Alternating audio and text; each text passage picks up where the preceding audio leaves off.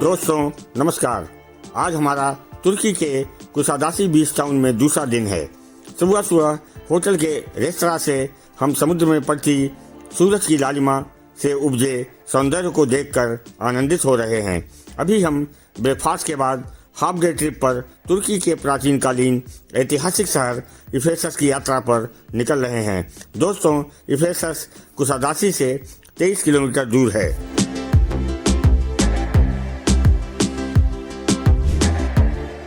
हम लोग इफेसस प्राचीन शहर में दाखिल हो चुके हैं। यह शहर कभी सबसे महत्वपूर्ण ग्रीक शहर और भूमध्य सागरीय क्षेत्र का सबसे महत्वपूर्ण व्यापारिक केंद्र माना जाता था। पूरे इतिहास में इफेसस कई हमलों से बच गया और विजेताओं के बीच कई बार हाथ बदले गए।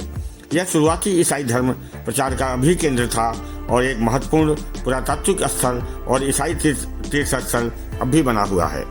इसकी स्थापना को लेकर कई कहानियां प्रचलित हैं। कहते हैं कि इयोनियन राजकुमार एंड्रोक्लोस ने 11वीं शताब्दी ईसा पूर्व में इफेसस की स्थापना की थी।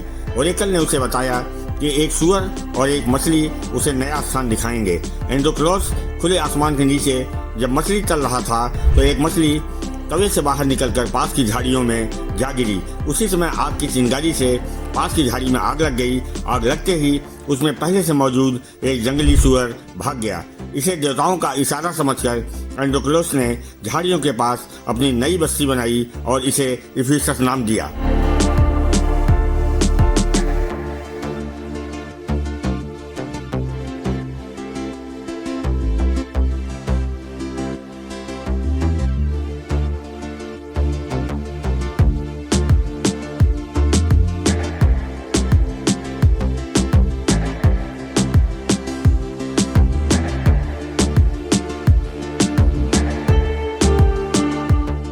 दोस्तों, सामने यह लाइब्रेरी ऑफ सेल्सस है।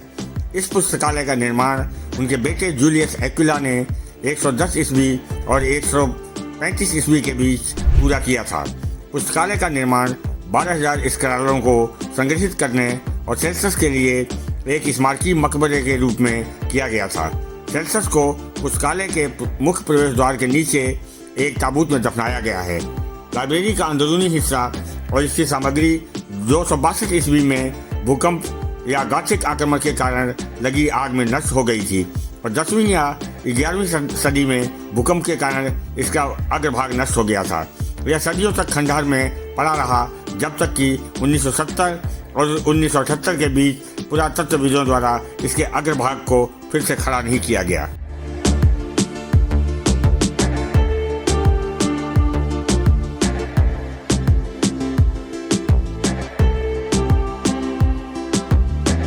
सातवीं शताब्दी ईसा पूर्व में इफेसस लीडियन राजाओं के शासन में आ गया और एक संपन्न शहर बन गया। यह प्रसिद्ध दार्शनिक हेराक्लिटस का जन्म स्थान भी था। 546 ईसा पूर्व में इफेसस अनातोलिया के बाकी हिस्सों के साथ फारसी साम्राज्य के अधीन हो गया। 334 ईसा पूर्व में सिकंदर महान ने फारसियों को हराया और इफेसस में प्रवेश किया। 323 ईसा पूर्व में उनकी मृत्यु के बाद उनके एक सेनापति लिसिमाचस ने शहर पर कब्जा कर लिया और इसका नाम बदलकर आर्सिनिया रख दिया। 263 ईसा पूर्व में इफेसस और सेल्यूसिड साम्राज्य का अधिकांश हिस्सा मिस्र के शासन के अधीन आ गया। 129 ईसा पूर्व में पेरगमान के राजा अटालोस ने अपनी वसीयत में इफेसस को रोमन साम्राज्य को सौंप दिया, जो 3वीं शताब्दी ईस्वी तक चला।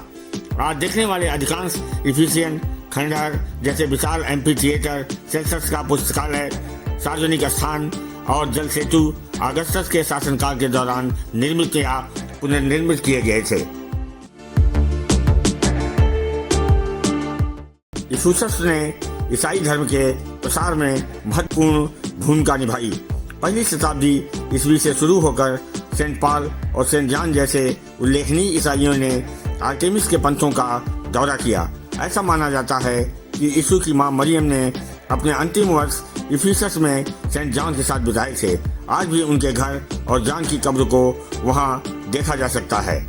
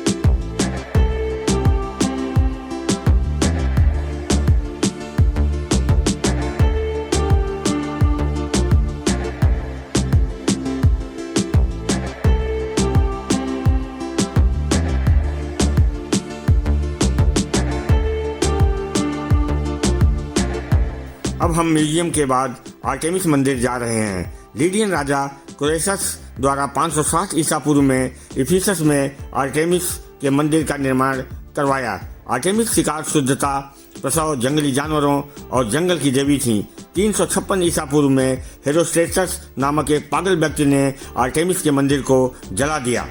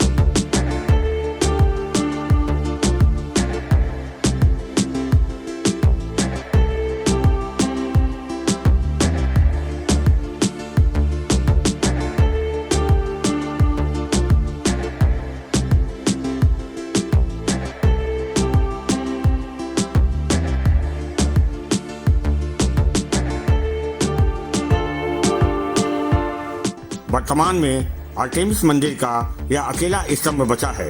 इफेसियों ने तमाम बार के विध्वंस के बाद इस मंदिर को और भी बड़ा बनाया था। यह अनुमान लगाया गया कि यह पार्थेनन से 4 गुना बड़ा था और दुनिया के 7 अजूबों में से एक के रूप में जाना जाने लगा। आज इसके बहुत कम अवशेष बचे हैं। हालांकि इसके कुछ अवशेष ब्रिटिश संग्रहालय में हैं, जिसमें क्रोएसस के हस्ताक्षर वाला एक स्तंभ भी शामिल है।